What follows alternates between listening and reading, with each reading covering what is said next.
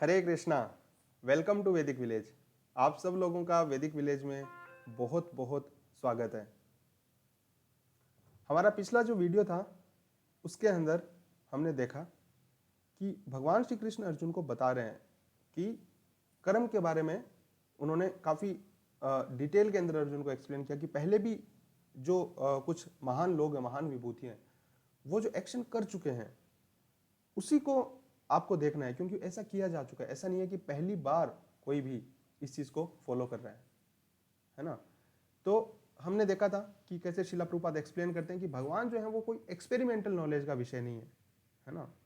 कि हम ये बोलते हैं कि भाई एक्सपेरिमेंट करके, अब हमारी कितनी बुद्धि, हम क्या एक्सपेरिमेंट कर लेंगे, एक्सपेरिमेंट करके क्या पता लगा लेंगे, जिसने हमें ही बनाया उस पर हम क्या एक्सपेरिमेंट कर लेंगे, ठीक है।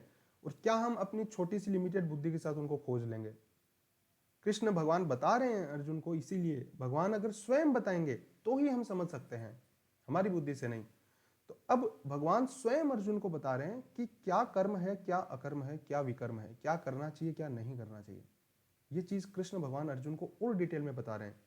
उन महान विभूतियों ने क्या किया था जिसकी वजह से वो भगवान की दिव्यता को समझ पाए।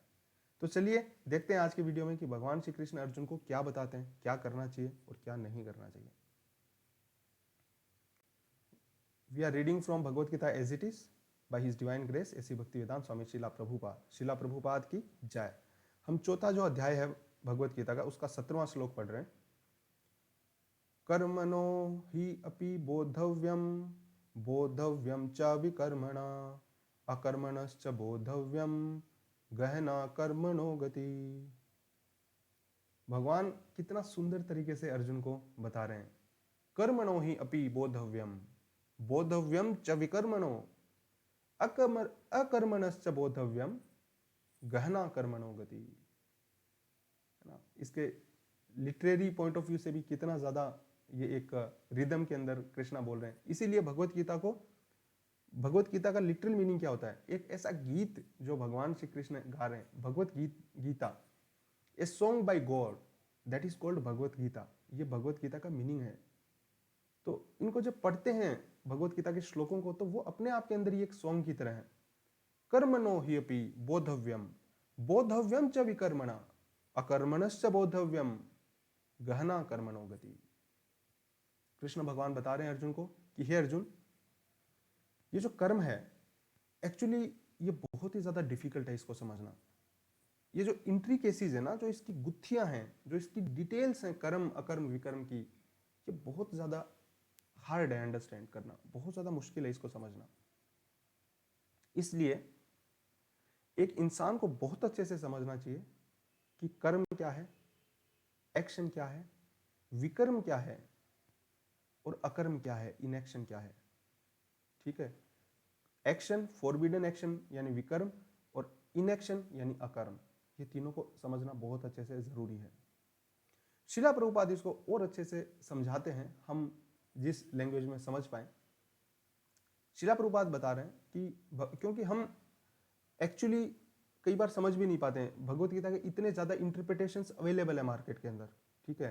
तो इतना ज्यादा डिफरेंट इंटरप्रिटेशंस हमने देखा पढ़ा सुना होता है कि हम एक्चुअल जो भगवान का इंटेंट क्या है वही खो जाता है।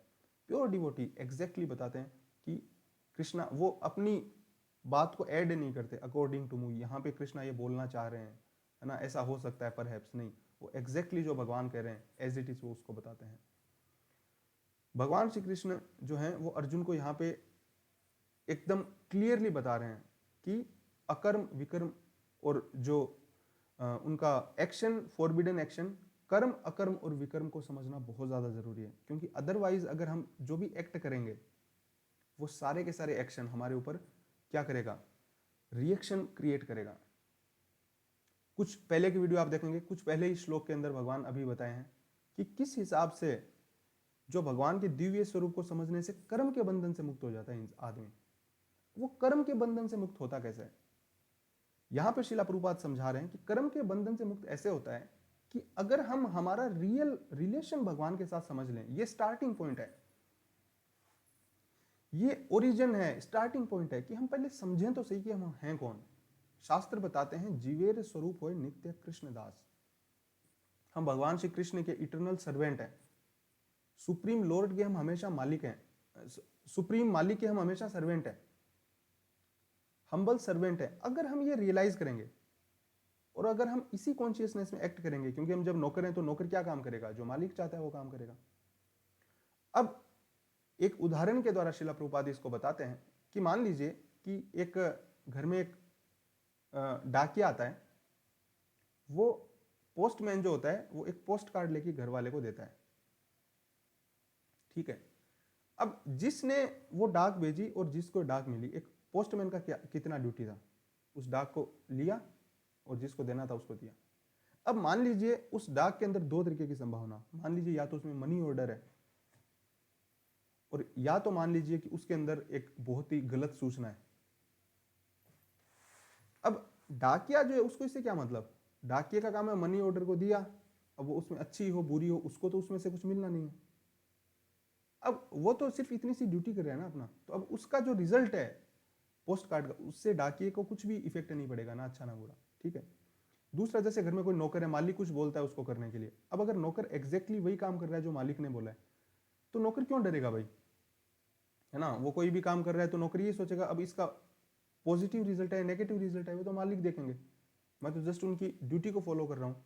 उसी तरीके से अगर हम भी भगवान श्री कृष्ण के बिहाफ के ऊपर काम करते हैं, जो भगवान बता रहे हैं एग्जैक्टली वही काम करते हैं, तो अब उसका भले ही पॉजिटिव रिजल्ट हो या नेगेटिव रिजल्ट हो, वो हमारे ऊपर उसका कर्म नहीं लगेगा, हम कर्म के बंधन के अंदर फंसेंगे नहीं उसकी वजह से, क्योंकि हम भगवान श्री कृष्ण के द्वारा कही हुई बात को कर रहे हैं, इसलिए हम पूरी तरीके से लिबरेटेड रहेंगे हमारे एक्शन से।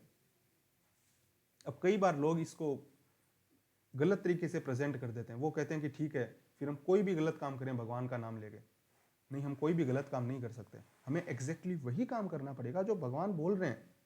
भगवत गीता में अगर भगवान गलत काम करने के लिए बोल रहे हैं तो हम इसका गलत यूज कर सकते थे, भगवत गीता में कहीं भी भगवान किसी भी इलीगल काम को करने के लिए नहीं बोल रहे हैं, भगवत गीता के अंदर कहीं भी भगवान कुछ गलत काम करने के लिए नहीं बोल रहे हैं, उल्टा वो बहुत ही पॉजिटिव तरीके से खुद को एक एक जेंटलमैन की तरह प्रेजेंट कर रहे हैं। हर एक इंसान को एक जेंटलमैन की तरह रहना चाहिए, क्योंकि एक जेंटलमैन बनना एक सुप्रीम स्टेज नहीं है, बट एक जेंटलमैन बनना स्टार्टिंग पॉइंट है भक्ति के लिए। एक भक्त एक ऑटोमेटिकली जेंटलमैन होता है।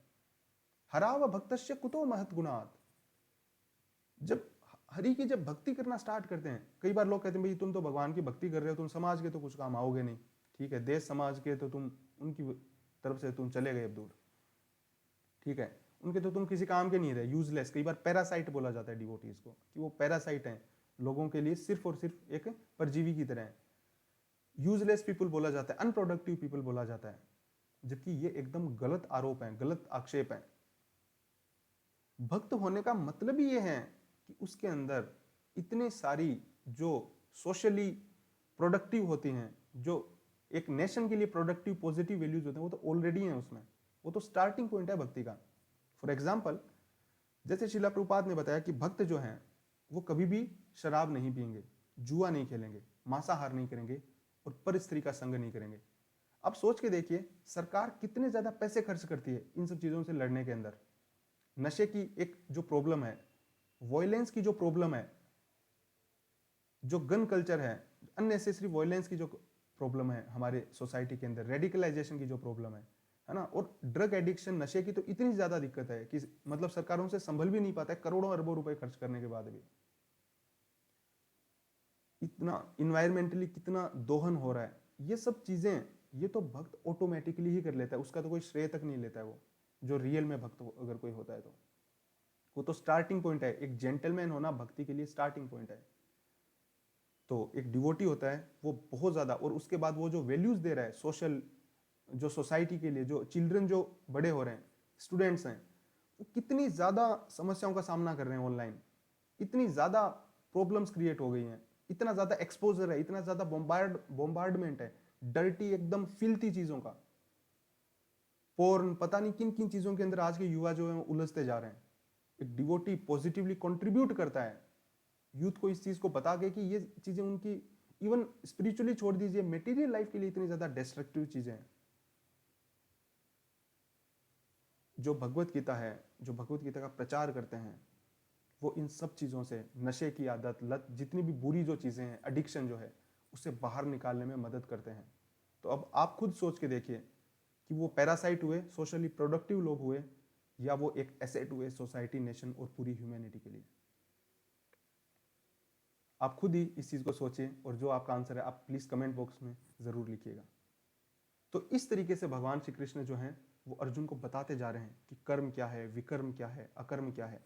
जो भी काम हम एज ए भगवान के नौकर की तरह करते हैं वो तो वो तो हो गए जो डिजायरेबल वर्क है, और जो भी काम हम करते हैं वो भगवान की डिजायर के अनुसार नहीं है, जो भगवान ने कहा उन कंक्लूजन के अनुसार नहीं है, तो वो विकर्म हो जाते हैं। ये एक सिंपल सी परिभाषा है इस चीज को समझने के लिए। भगवान श्री कृष्ण अर्जुन को और अच्छे से ये जो कॉन्सेप्ट है कर्म अकर्म का, ये और भी ज़्यादा एक्सप्लेन करेंगे आगे के वीडियोस के अंदर। अगर आप जानना चाहते हैं तो प्लीज़ हमारे आगे के वीडियो ज़रूर देखते रहिए। अगर हमारे वीडियोज़ आपको पसंद आते हैं तो इनको लाइक कीजिए, चैनल को सब्सक्राइब कीजिए, जितना ज़्यादा हो सके लोगों के साथ इनको शेयर कीजिए। हम आपसे हाथ जोड़ के विनती करते हैं, please help us to flood this world with this Vedic wisdom. हम शिला प्रभुपाद के जो भी वैदिक ग्रंथ हैं उनका जो लिंक है वो वीडियो के डिस्क्रिप्शन में डाल देंगे। चाहें तो आप फ्री ऑफ कॉस्ट पढ़ सकते हैं, आप चाहें तो मंगवा सकते हैं, दूसरों को गिफ्ट भी कर सकते हैं। इंडियंस की ड्यूटी है कि हम खुद इन नॉलेज को समझें और जितना ज़्यादा हो सकता है इसको स्प्रेड करें like a wildfire. Let us spread this Vedic wisdom like a wildfire in the world. Thank you very much for coming to Vedic village. Hare Krishna, जय शिला प्रभुपाद।